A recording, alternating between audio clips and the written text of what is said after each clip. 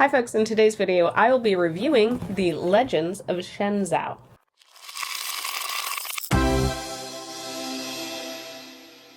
The Legends of Shenzhou is a Chinese mythology-themed RPG board game that is coming to Kickstarter. They sent us over a copy, kind of like a preview copy to check out and review and share all of our thoughts with you. The game draws heavily from Shan Hai Jing, the classic of the mountains and seas, which is a text of Chinese mythology and folklore. I'm excited because I feel like that mythology has not been explored a whole lot in board games, and ZMIC5 are doing it authentically. They are coming at it from kind of an expert opinion, and yes, all of the creatures and the game design is all based around this classic Chinese folklore. Now, this is a massive game. As you can see, this is just the lid of the box because the whole box is quite heavy. But yes, it is a pretty intense game. It is for 2 to 6 players, and the suggested gameplay time is 90 minutes to 150 minutes. It is a long game. It is going to be a bit of investment.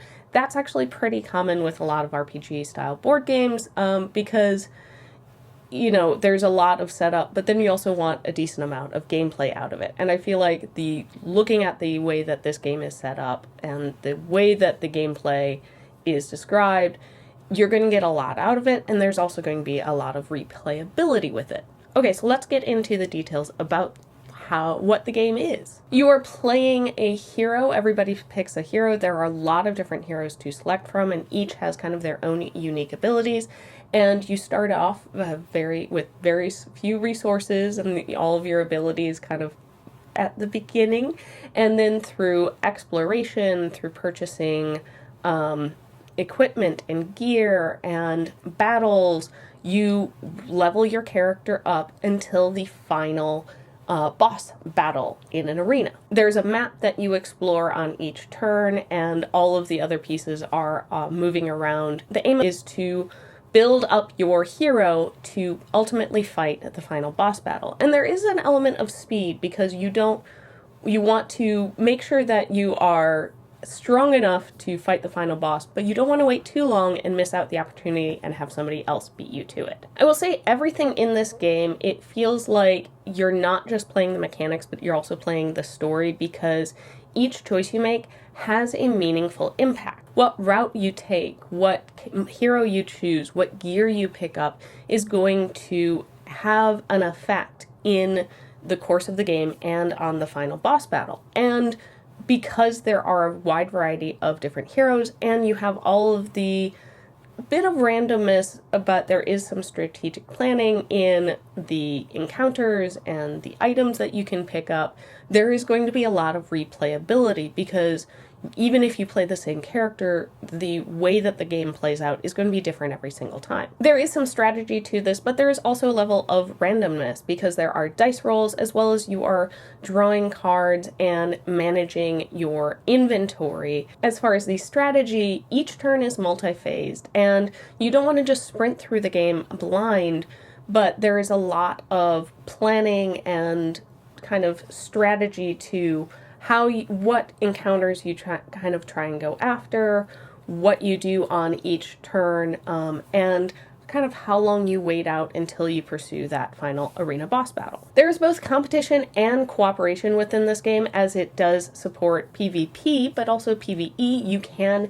team up against the enemies. There's also negotiation and trading. So I think it's nice seeing something that is not purely PvE or purely PvE, but a nice blend of it. And there are some rules to make sure that no one person is getting ganged up on. But ultimately, that final boss and arena definitely raised the tension, because it is player versus player. Like, only one person is going to win that.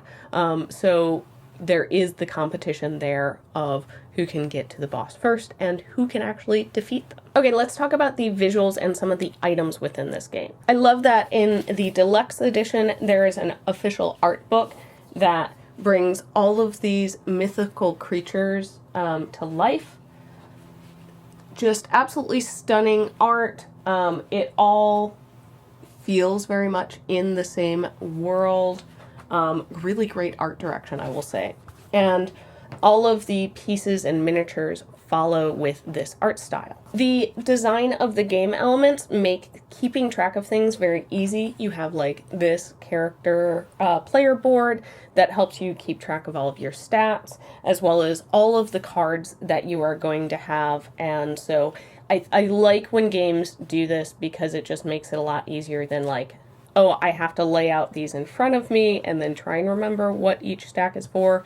Just give me a player board, and that keeps it all nice and neat and organized, and also just makes the table look very nice and organized. The board tiles to build the map, you have quite a few of these board tiles, and the artwork on them, again, very striking, very visually interesting, and ties in well with everything else. Also, because there are these multiple tiles for the map, it means the map's going to be different, slightly different every single time. Now, I'm reviewing a prototype, so the final miniatures, artwork, game may be slightly different, but it seems like if this is the prototype, the final thing is going to be good. And yes, the miniatures are amazing. This is the big boss that was sent in our box. Really, really cool sculpture. The level of detail in them is great. So you can see here some of the smaller miniatures that are also included, but very good size. Just the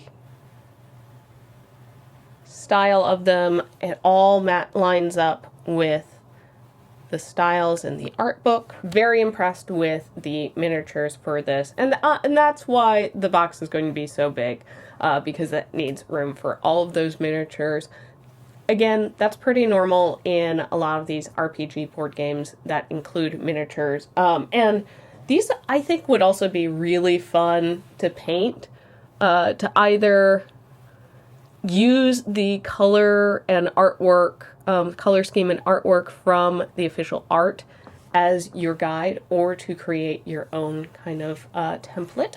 A big thanks to all of our patrons, especially Marty. If you enjoy our channel, please make sure you are subscribed, and then head on over to patreon.com/rollforinitiative to check out the perks of being a patron. Okay, let's get back to the review. Okay, so let's talk about the strengths of this game. First of all, I have to highlight the theme. It really feels like the whole game, not just the art and the visual of it, but the map and the mechanics and the story of the game are truly inspired by this mythology. Because it has such a rich source material, this game has a really great, strong sense of like discovery and wonder.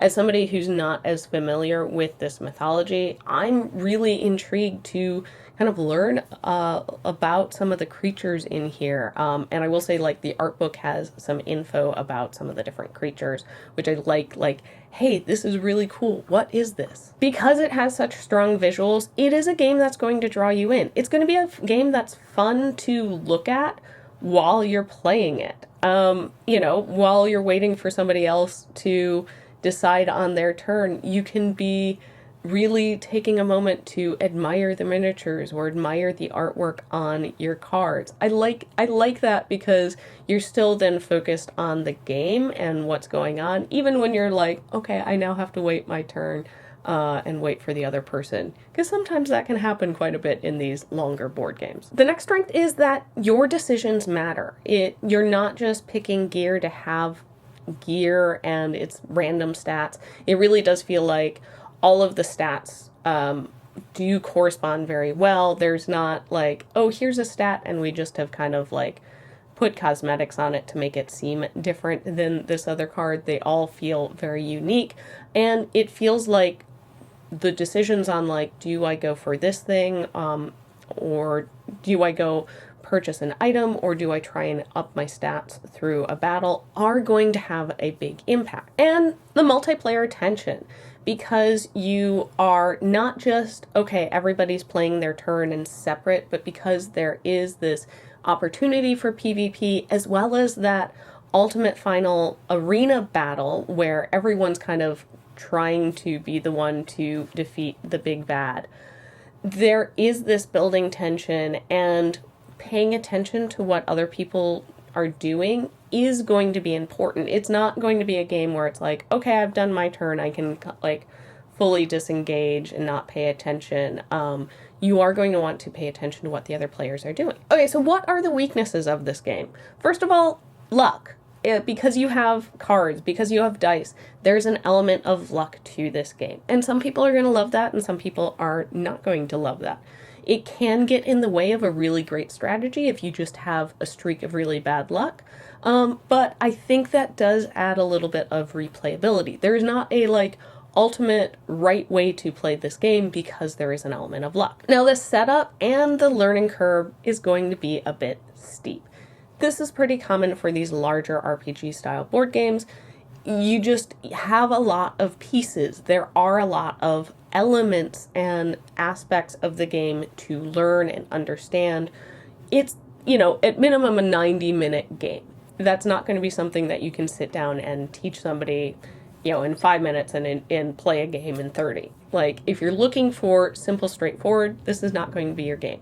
If you want something that you can play that is going to take an entire evening that you can really invest into, but also is going to have some a lot of replayability, then I do think this is a good game for you. As I was mentioning with looking at the artwork, downtime might happen because as people are trying to decide between like equipment to pick up or in some of the travel phases, there may be times where some of the players are just kind of like sitting and waiting.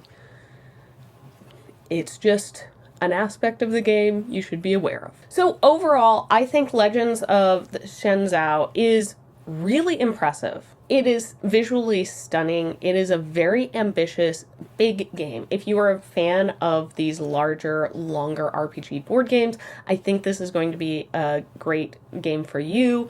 If you really enjoy Chinese mythology or just learning about other cultures, mythologies, and folklores, those fantasy kind of settings and stuff like that, this is definitely going to be up your alley. I think there might be some like miniatures you could also definitely like borrow these miniatures for your TTRPG games. For me, this is a strong pick if you are looking for something that really embraces the theme, that has both the strategy and luck, and has a multi-stage game. It's not just we're playing out this whole thing, but there is kind of this first part of creating the story and creating the stats and everything of your hero, and then the final boss battle. Thank you for exploring the Legends of Shenzhou with me. If you're interested in this, please make sure that you go check out their Kickstarter. Don't forget to like and subscribe because we make videos about RPGs and our other geeky interests here. And I'll see you next time on Roll for Initiative. Bye!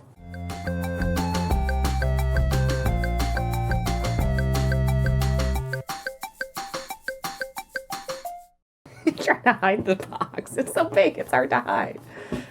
There we go. All right. I gotta move over this way. It's so big. I gotta move over. Okay.